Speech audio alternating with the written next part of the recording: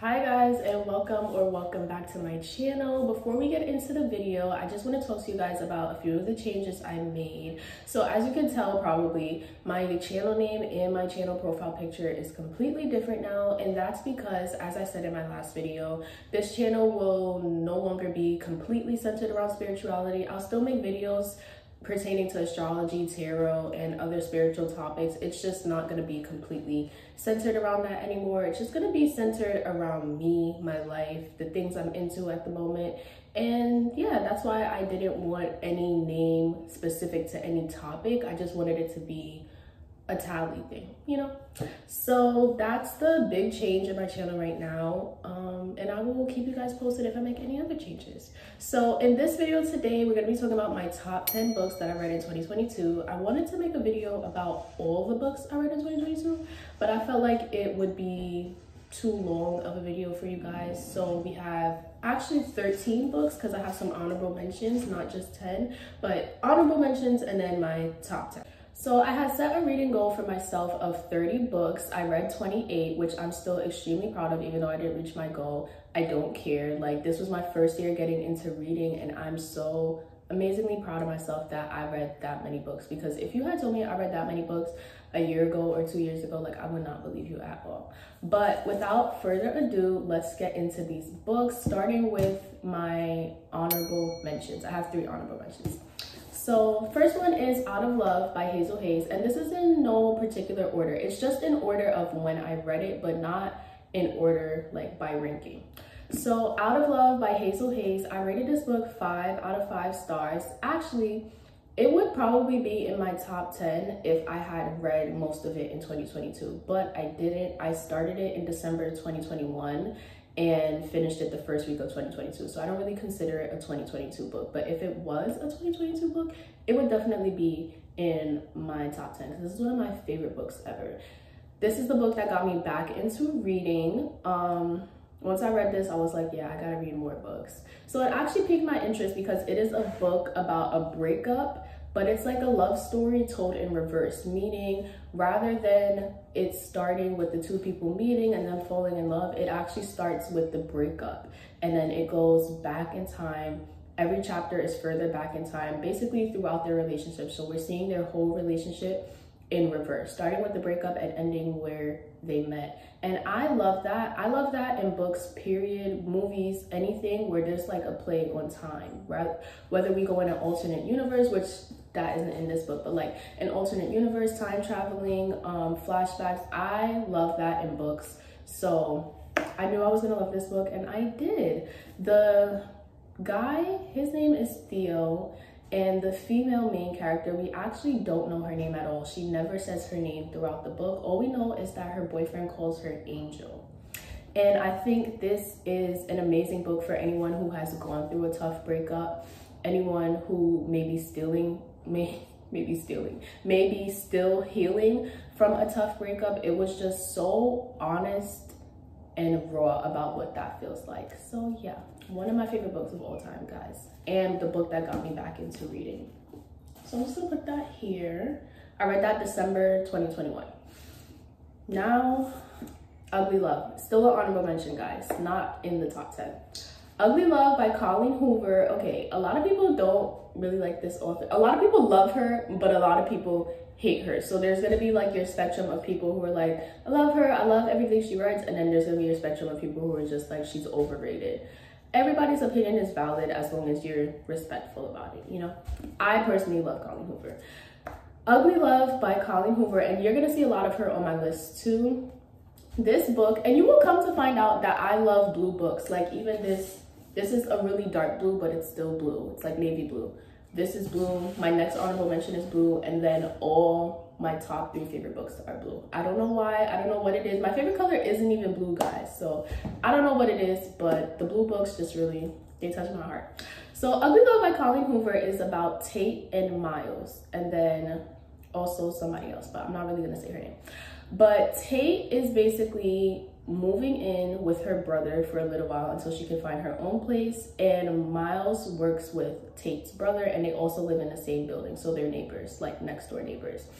And Tate and Miles just have like this underlying tension between them. You know what type of tension I'm talking about, but I'm not gonna say it on YouTube. And so finally they come to an agreement, like they're gonna be friends with benefits. And Miles has like a troubled past. We don't really know exactly what happened to him, and we'll find out obviously towards the end of the book. But he's just like, listen, I'm not into relationships, so we can do this as long as you, what was the 3 rules? I think it was don't catch feelings. I don't think he said it in those exact words, but basically like, don't ask about my past, don't expect the future from me. And then I feel like the 3rd one was, it's actually right here. Just give me a minute. Never ask about the past and don't expect the future. So it's only 2 rules, guys. So I had it right. But you know, these things never end well, because relationships like this, there's always going to be the other person that wants more. So that's basically what this book is about. Ugly love. And then also it's a dual timeline as well. So as we're going through the timeline of Miles and Tate's relationship, we're also seeing Miles in the past and what happened to him and why he is so against relationships and being in love. It was a really good book. I finished it in 1 day. This is the fastest book I've ever read. I don't know why it's not in my top 10. It's weird because I know I loved it. Like, I could not have read a book in 1 day if I didn't absolutely love it. But at the same time, I feel like it didn't like stay with me the way you would want a book to like stick with you if you were gonna put it in your top 10. Like, I enjoyed it a lot while I read it. Obviously, to finish it in 1 day, that's insane. I don't have any other book that I finished that fast. But it wasn't a story that was like, I'm still thinking about it to this day. You get what I mean? And my last honorable mention, Blue Again, Maybe in Another Life by Taylor Jenkins Reid. This is actually my favorite author, guys, and you will see her more times throughout this list. But I loved this book. Oh my gosh, these all have a little thing with time going on here, or like different realities. So this book is about Hannah, who moves back to her hometown of California, and she moves in with her best friend. And the night she moves in with her best friend, she goes to the bar or the club, and she meets up with her ex-boyfriend from high school. And at the end of the night, she has a decision to make. Does she want to go home with her best friend, or does she want to go home with her ex-boyfriend? And from then, the story splits into 2 different realities. What happens if she goes home with her ex, and what happens if she goes home with her best friend? And I loved this because I'm such a, like, me being spiritual, like, I love any story that's meant to show you that like things can be different if you make a different decision. Like, whatever decision you make always propels you into a completely different life. And then also the messaging of that, like, whatever is meant to happen will happen. Like, that was the biggest message in this book, and that's why I love it so much. Not enough for it to make the top 10, but just enough, you know? Like, I just love the messaging of it. Like, it touched me. It's something that resonates with me. So yeah, those were my honorable mentions, guys. We have Ugly Love by Colleen Hoover, Maybe in Another Life by Taylor Jenkins Reid, and Out of Love by Hazel Hayes. And that was all in order of when I read it. So this I read in August or September.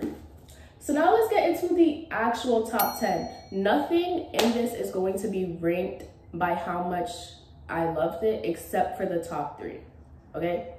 These are all just in order of when I read it, you know, but nothing is above the other except for the top 3. So, but what I will do is I'll start with my 4-star ratings, and then I'll go to my 5-star ratings. My first 4-star, 7 Days in June by Tia Williams. And as you guys can see, I'm kind of like a romance person. Romance, love. Not everything here is about romance or love, but most of it is. 7 Days in June by Tia Williams. I gave it a 4.5 stars. Wow. First of all, Black love. Like, you cannot go wrong with Black love. This is about 2 authors. They're both authors. First of all, that's beautiful. I love when the couple like has the same like passion. Like, that's always going to be beautiful to me. Like, even in Grey's Anatomy, Meredith and Derek, like them just sharing a love of surgery. Like, I just love that. But 7 Days in June follows Eva and Shane, who met in the past when they were in high school, and they had 7 days together, obviously in June. And it was just like them and this like whirlwind romance, but then something happened in the past that separated them after those 7 days. So after those 7 days, they never saw each other again until they get reunited at this writers convention. And once again, it's in June. So once again, a play on time, guys. Oh my gosh, I'm recognizing a pattern. So it's a dual timeline thing. So we're looking at them in the present 7 days in June, and then also what happened in the past 7 days in June. And it's just so beautiful and so touching. Like, that's all I can say about it, guys, because I'm very big on not spoiling anything. Sometimes I watch non-spoiler reviews and they say things that I consider to be a spoiler, and I just get annoyed. So I don't really watch them that much. But me, I will never spoil anything. Like, I feel like if it's not in the synopsis of the book, it's a spoiler. Because why, you know?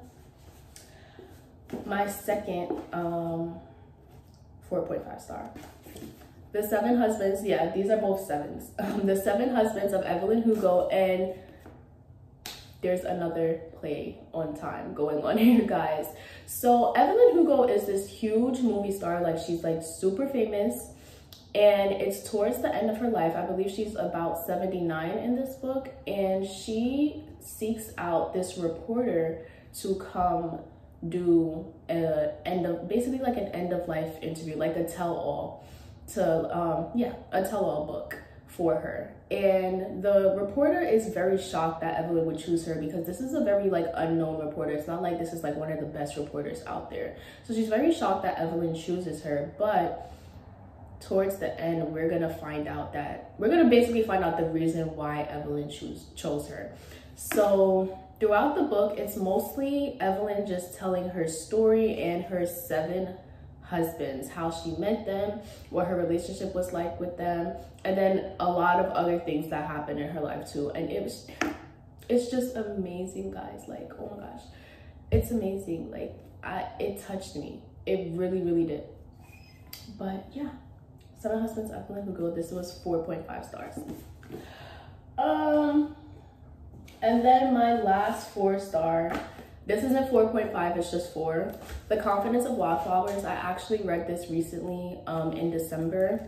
This is an age gap romance, and I was excited to read it because I feel like I'm into forbidden romances, and this feels, obviously it's gonna feel like a forbidden romance because the female main character is 18 and the main male character is, can you guess? He is 31, guys.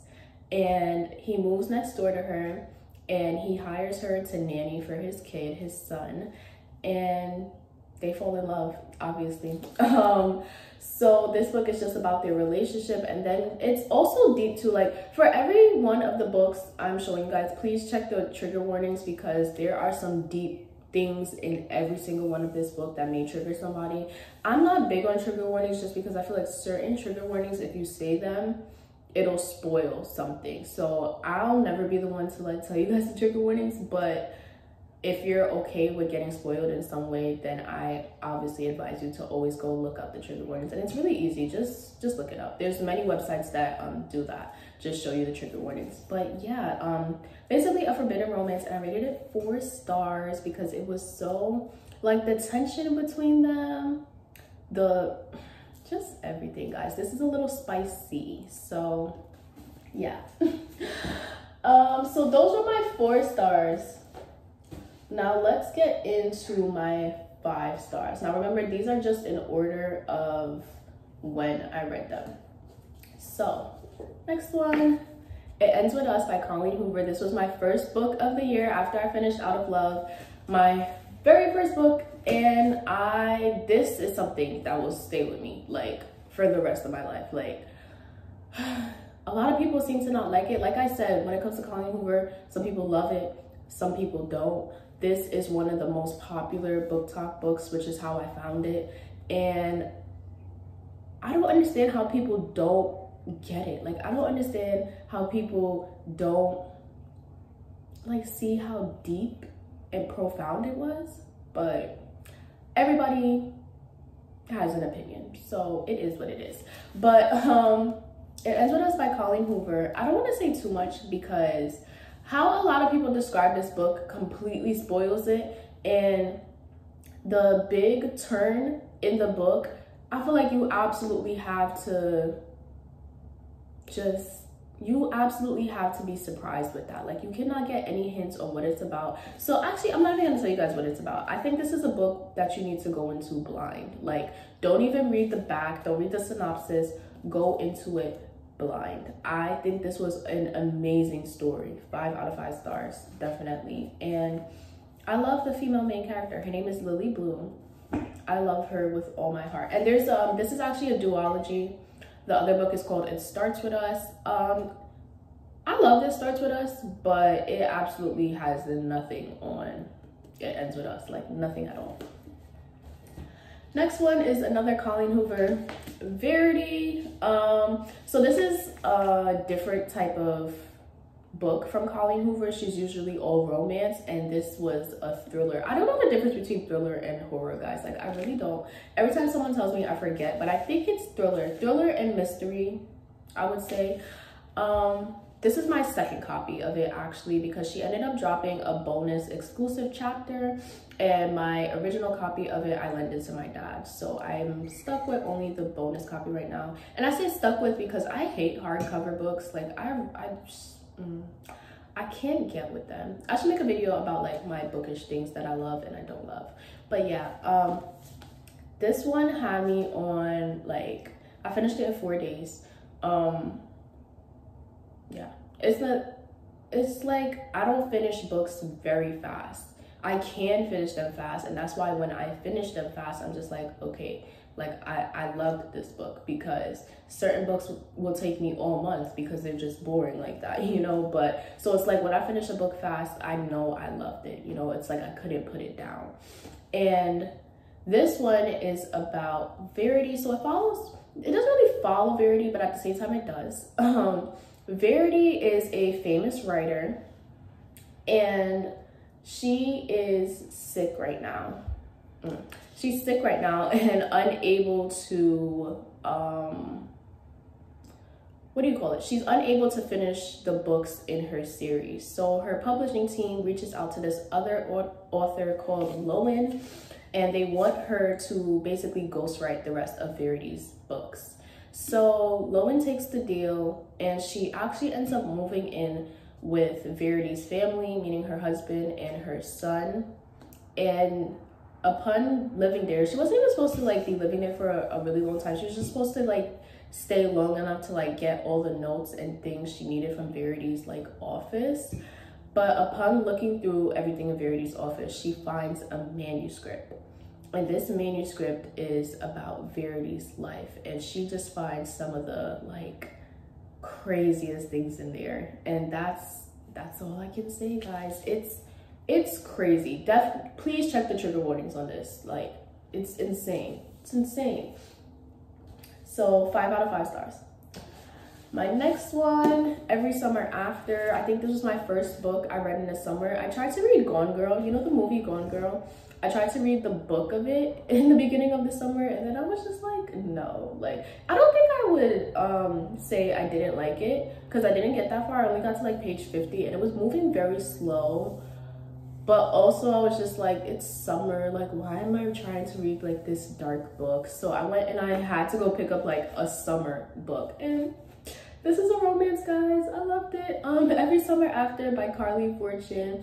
So this is about Sam and Percy. So starting with Percy, another dual timeline. Like, this is crazy. Is everything dual timeline? Yes, I feel like everything is, because even in It Ends With Us, we get a little bit of like flashbacks to the past too. So like, that's crazy. And then with Verity, we're reading a manuscript from Verity talking about the past. Like, I feel like everything, wow. Like, wow. If any of my friends ever want to get me a book, now they know. They know what type of book to give me, because that's insane. Okay, so starting with Percy, her family, when she's younger, I think she's probably 12 or 13 at this point, I could be wrong, but I don't feel like she was any much younger than that. Her family buys a cottage in Canada, I believe, for the summer. So it's only like a summer house. They go every summer, and next door is Sam and his brother Charlie, and she becomes friends with the both of them, but she's like really best friends with Sam, and she goes there every summer, guys. So every summer she's always hanging out with Sam, and even like on holidays, because now they're such close friends, you know, like they get to see each other on holidays too, and like birthdays and things like that. So but there's another timeline where it's like, I think 12 years later, and something has happened between Sam and Percy. I have a lot of books like that. Something has happened and we don't know right away what happened to them in the past. And so it's just dual timelines. Oh my gosh. I live in Queens, guys. So like JFK airport is fairly close to me, so there's always like airplanes flying by and making a lot of noise. But in one timeline, they're adults and they haven't spoken in 12 years, but they reunite again because she has to go back to that town for something. I don't want to spoil what that something is. Oh, it says it in the synopsis. So basically Sam's mom passes away, so she has to return for the funeral.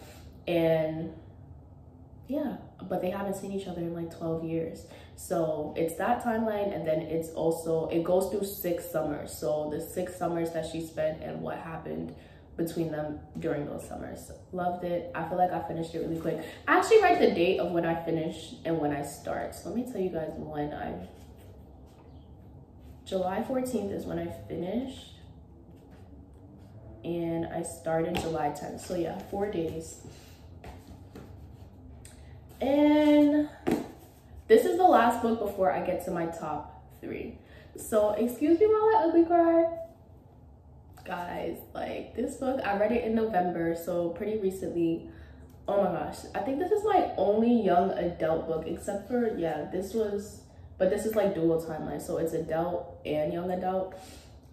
But yeah, I don't think I have any other young adult. But this book, oh my gosh, it's just cute. Like, it's nothing deep or profound, even though it does touch some deep subjects like racism and what it feels like to feel like you're not Black enough, you know, around other Black people, and what it feels like to grow up in a predominantly white school, being Black, things like that. So it definitely touches some deep issues, but for the most part, it's really just so cute and fluffy. So this is about Quinn, who has a crush on Carter, and when they're teamed together, well, not, yeah, I guess kind of team, they're put in the same group because they're in the same class. They're put in the same group to work on this project with this other character. I actually forgot his name. What was his name? Arden, I think. But Arden's not that relevant right now. Anyways, she ends up losing her journal. Like, I think he takes her journal by accident and she takes his journal by accident, but her journal is like really important to her. Like, his journal was just a school journal, but her journal is like full of personal things. She's always writing lists, like compulsively writing lists, like whatever she feels on her mind, she has to write a list for it. So it's full of so many personal things, and he ends up losing it, guys. So now they're like teaming together to find this journal, and of course, you know, things start happening between them, like, obviously, but like, wow, like, I loved this book just because it was just so cute. Like, the romance between them was just so adorable. Like, oh my gosh. But then, like I said, it also talks about deeper issues like race and friendship. Friendship is a big theme in that book too. Like, I loved the friendships in that book. So now let's get into my top 3. These are the only ones that are ranked, okay?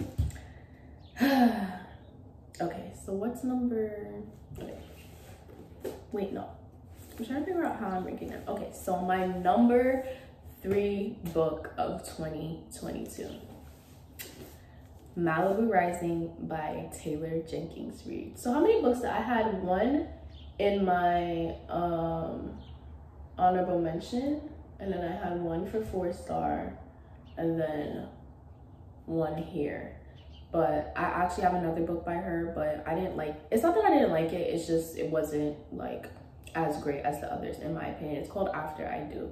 But anyways, Malibu Rising by Taylor Jenkins Reid. I read this in August, and once again, they're blue. All of these are blue. I don't know what it is with me, but this book, guys, it was just, and it's crazy because I did not think I was gonna like this book. Like, I went to Target and I was looking for a book and their selection was just terrible, but this is actually a really popular book talk book, so I was like, let me give it a try. And it was the last copy too, so the fact that it became my favorite book is just insane. Like, okay. It was the last copy, so I was like, let me just give it a try. Like, you don't always have to read romance. That's why I didn't think I was gonna like it, because it's not a romance book.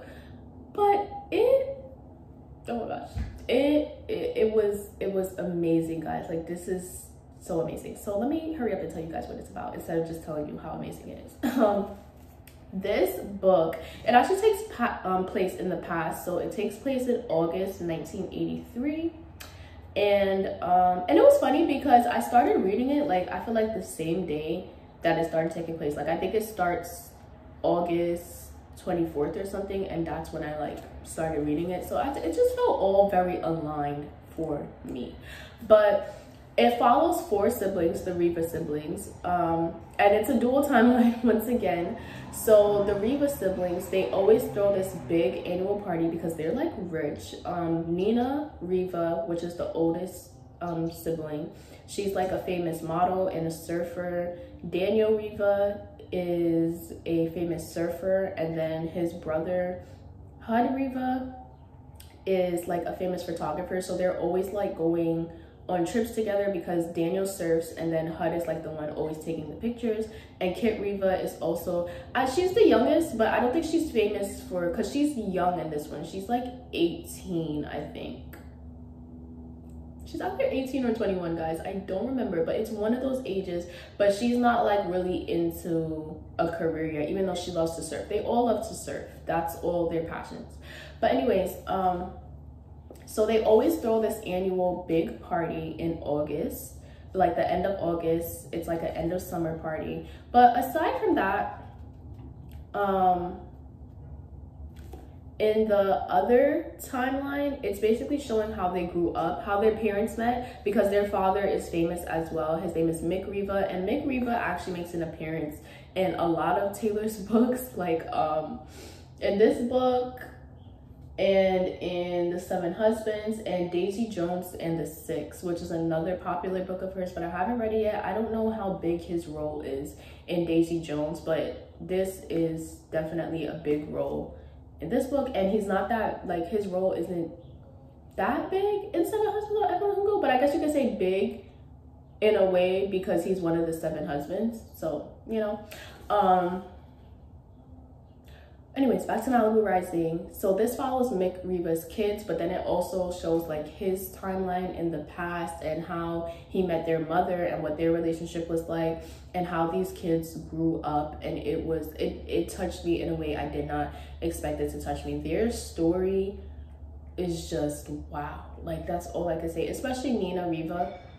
I want to say she's more of the main character, even though it follows all of them. I want to say like we see more of her story the most, which is why I really hope Taylor makes another book about Kit, which is the youngest, because as I can see, Taylor likes to repeat her characters for sure. Like, there's a character in this book and Taylor just dropped a book that's starring that character, and she's not that big of a character in here, but she just dropped a book where she's obviously like the main character. So I would really love to see a sequel. It doesn't have to be a sequel, or like a spin-off book. Do books have spin-offs of Kit Riva? But yeah, the synopsis basically tells you like by midnight the party will be completely out of control, their party that they throw every year, and by the morning the house will be up in flames. Ooh. So this book, it was definitely a page turner. Like, I could not put this book down. Between the two, I feel like especially when it's 2 different timelines, you cannot put that book down, because it's like you're always like trying to get to like, oh, what happens next, but then you can't see exactly what happens next right away because it's gonna go to the other timeline, and then so then you're like, you know what I'm saying. If you're the type of person that likes to read about families, likes to read about siblings, this is definitely the book for you. And then also, like, it's just such a like vibe. Like, I always say this is a party book. Like, you know, like those movies where there's a big party going on and every scene that you just see something different happening. Like this was that in a book, like absolutely. So one of my favorite books of all time, like of all time. Number 2 of 2022, November 9 by Colleen Hoover. Ooh. Ooh. This is another play on time.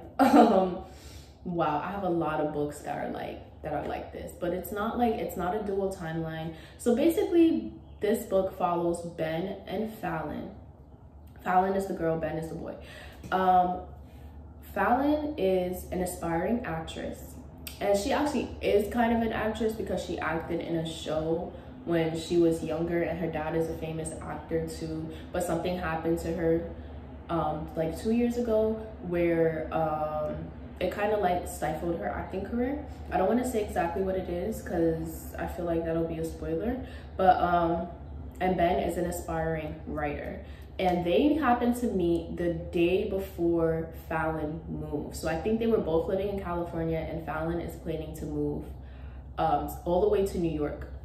So they meet November 9th, the day before she's supposed to move, and they end up spending that entire day together, and then they make a pact that they're gonna meet up with each other every November 9 after that. And they don't even they don't get each other's phone numbers, they don't get each other's social media, they're just like, come back to this place November 9 at this time, and we're gonna do this every year. Like, a bit unrealistic, but still, like, it's a book, it doesn't have to be realistic. I finished this book in 2 days. I was just like it was so beautiful, but there is a big plot twist. Like, there's a secret that Ben is keeping, and we're gonna find out.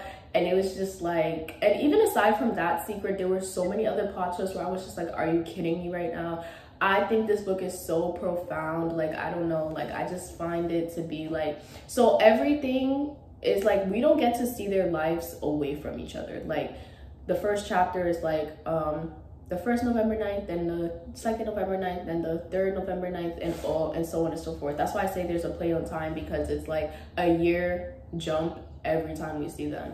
So yeah, I fell in love with this book, guys. I wish I had it signed. Like, all of my favorite books, I wish I had the signed copy. Like, oh my gosh, like, but I'm gonna get it signed eventually one day. Like, oh my gosh, this book was just, it was just top tier romance to me.